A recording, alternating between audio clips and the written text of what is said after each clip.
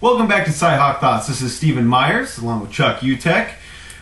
Chuck, so I think starting off today, we should just dive right into what's going on and what's just blowing up Twitter right now. That's realignment talk. Sounds good to me. As if we haven't heard about it enough this week, we're going to be hearing about it a little more. So far from what I'm gathering, obviously Big 12 looks like it's staying together, which is the best scenario for Iowa State. There's no doubt about it. Looks like potentially Texas is no longer under the impression that greed is the best thing because not being greedy seems to be saving the conference right now. Absolutely. They're going to give up that Tier 7 money, I think, so it's going to be okay. Yeah, give up that Tier 7. As far as I know, Tier 1 and Tier 2 are going to be divided up equally, which once again is going to just be huge for programs like Iowa State. Dan Beebe's out. All right. I think even fake Dan Beebe's out, too. Yeah. The guy's the worst commissioner in history. The guy couldn't even commission a Little League baseball league because there'd be some Little League team with Yankees sitting on their jerseys, and he'd be bowing down to them. Oh, Chico Bail Bonds would be totally left out in the cold. Terrible. He was awful, and if he didn't see this one coming, he definitely should have, because that guy couldn't. Yeah, like I said, he couldn't. He's awful. Yeah. But the other thing I'm thinking about, when proven over time, we have philosophies that have just worked, and good commissioners and good programs following that follow the model. And it's a no-brainer. They want to be like that philosophy so they can work. It was like the Big 12, the Big 10. Everyone wants in the Big 10. Delaney this, Delaney that. Everyone wants in. Missouri wants in. Nebraska wanted in. Why not follow exactly what they have going on there? It's been successful. Exactly. And it was like the Big 12 couldn't, and BB, and granted he did try for some revenue sharing, but put your foot down, do something. It's not working in the current scenario, the Big 12, and I'm glad it's finally getting ironed out. Make it happen. It's a long time coming. Oklahoma, I'm so sorry. Your latest tweet, you had to give up some, you had to do some sacrifice to get this to happen. Boo hoo. Look at Ohio State and Michigan.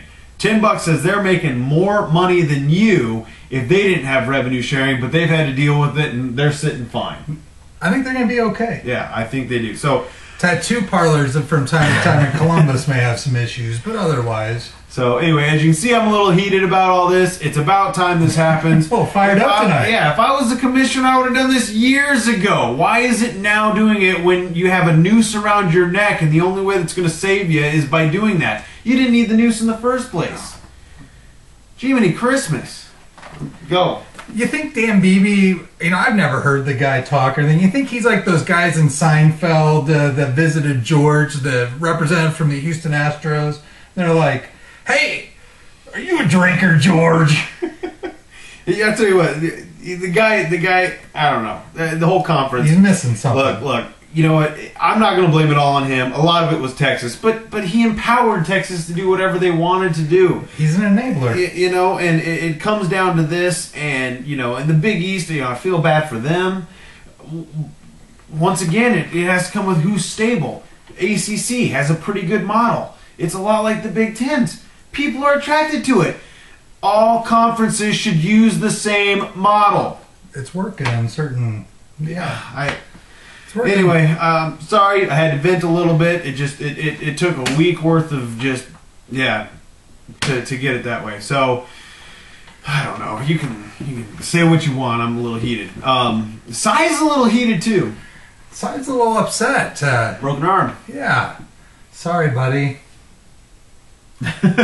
Yeah, we pressing charges still pending, but.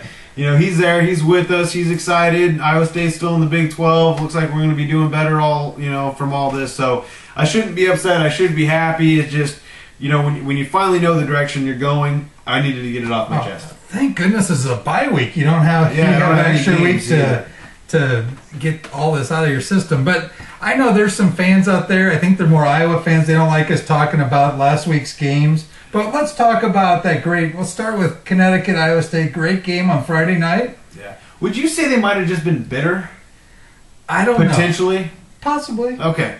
Because you were willing to talk about it. Absolutely. And you were on the losing side. Yeah. So we are going to do recaps of the games. Regardless of when you see this, we are going to do recaps. And, if you were to keep watching, you would see our prognostication for the next.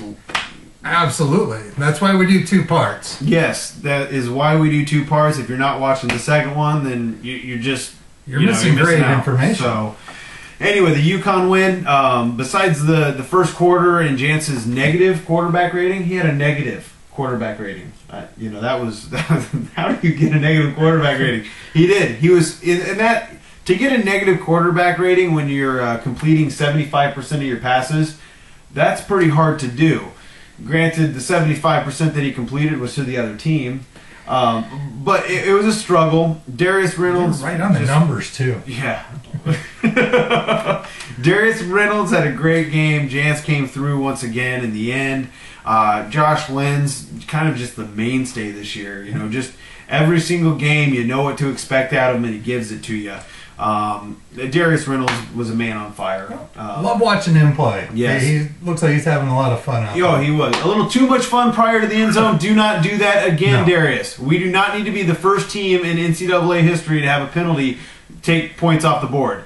That is something that Iowa State has had in the past, of those kind of moments. Let's just not have that. No.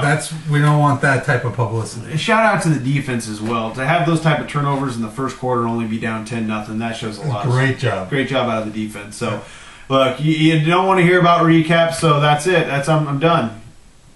Chuck, what about you and that great comeback against Pittsburgh? What? Iowa played Pittsburgh? Yes. Yes, they did. Yeah, so let's recap this one, Iowa fans. Maybe you don't want to hear about it for some reason, but let's talk about it. 3 quarters are like, all right, what's going on? This game had 2 feels. This whole season kind of feels like a cross between 2002 and 2009. The 2002 Iowa State kind of feel. 2009, this game was kind of a cross for those Iowa fans out there watching. The Indiana game from 2009, actually the 2002 Purdue or Penn State game, which is right after Iowa State game, kind of similar to this. The Penn State game, Iowa actually held a big lead and had to win in overtime, but the Purdue game, they really had to pull out at the end. This was crazy. Just absolutely nuts. Didn't look good. Iowa's defense shined in the first half at times, looked a little rusty. I thought you're exactly right. It shined and looked rusty. The only times that it looked rusty is when it got beat by big plays. Yeah. In terms of just the standard type play, you were shutting it down. It was the little trick play. All of a sudden, Xia come out, and everyone looked like, oh, wait, what do we do now? Yeah, looked did they score a touchdown under 20 yards? Not that I saw. Yeah, it was just it was a lot of just big play type thing that got you guys. So I think your defense did do a good job if you could just get away, get rid of a couple of hiccups. Yeah, I like the guy that called in to sound off to say, hey, it was all Vandenberg because he was running the offense and Ken O'Keefe wasn't calling any of those plays in the fourth quarter. All right, I'm not going to go that far. We all know Ken O'Keefe's still in charge. And, hey, it just means they really had to focus. Vandenberg was throwing the ball, and that's what he did in Keokuk. That's what he does now. He can throw. He got into a rhythm, that's for sure. Yeah, he was finding his primary target. He was locking in and making some great throws. Who was that wide receiver again? Martin Manley? Yeah. Kevonte? Yeah. Oh. He just came out and, he redshirt freshman looking good. Well, yeah, he is. He's got some talent. To be honest with you, I was usually... Now, granted, he had a touchdown against Iowa State, I believe, too. But, it was the Keenan Davis and Marvin McNutt show. This guy came in and said, hey, don't forget about me. Yeah, I can catch too. That's really impressive. 3 receivers that are they've got some unique talents. And Iowa did take, I think, some of our advice last week on the show. We're like, hey, just get the ball at tight end. And they were starting to pass that around. Wide receivers were open when it counted. And they made it happen. It was a great comeback. it's great. The best part about social media during Iowa games is just seeing everything going on. And kudos to, I love following Mark Morehouse, John Miller, Hawkeye Nation, Rob Howe, also, you three are following those. And it's just great to watch because they have great insight. But then everyone's kind of tweeting in like, oh, we suck. Oh, we blow. Oh, we're going to lose. And then all of a sudden we got the lead, and we're like, oh, we're number one. Oh, we could run the table now. We're going, 11-1. Like, hey, let's just keep an even keel. The best part about it is, and Keith Murphy actually was talking about this. Friday night, Iowa fans were tweeting left and right, this is awesome, look at Iowa State, 0 for 4, 3 picks, they're crumbling. We come back and win. The next day, Iowa State's doing the same thing. Okay. All you out there that were doing that, it's better for both teams if the other team wins. Absolutely. Our RPI is not going to get better, Iowa State, if the Hawkeyes go 1-10. Vice versa, Iowa fans, your loss is not going to look good if we go 3-10. Let's just cheer on the in-state school and have some fun. Yeah, at this point, razz each other when our game's over, but otherwise, hey, let's all be winners. And hey, you guys are halfway to a bowl game, which is awesome. Vegas. Yeah, that is great. Some people didn't even think 3 wins were in the season, and someone had 3 wins predicted. Well, it wasn't me. It was this guy. This guy had 3 wins. Not too many other people predicted 3 wins. Obviously, the scoring, if I would have predicted all those correct, I would have been. I wouldn't be in the CyHawk studios right now. I'd be in different studios. But no, I predicted 3 wins, so kudos to me.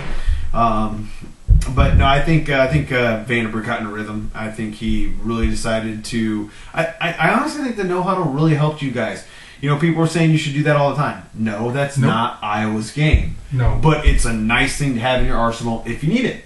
And you needed it, and it worked. Yeah, and one thing not mentioned much was Pittsburgh really helped.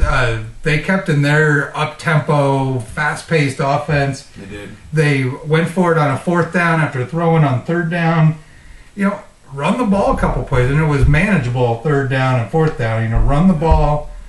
They did some things out. That's a minute, and granted, Iowa scored with more than a minute left when they did, but still, make it a little tougher. Vandenberg doesn't have a lot of starts under his belt. Give him a little more to worry about. They made it easier. And they played some prevent defense there towards the end, which really let Vandenberg have some time. He can pick it apart. He definitely did exactly that. He picked them apart. So good win out of the Hawks. Yeah, and boy, biggest comeback. And friends, kudos to you. You showed some emotion on national TV. You don't see that a lot out of him. And it looked good. It did. It did. So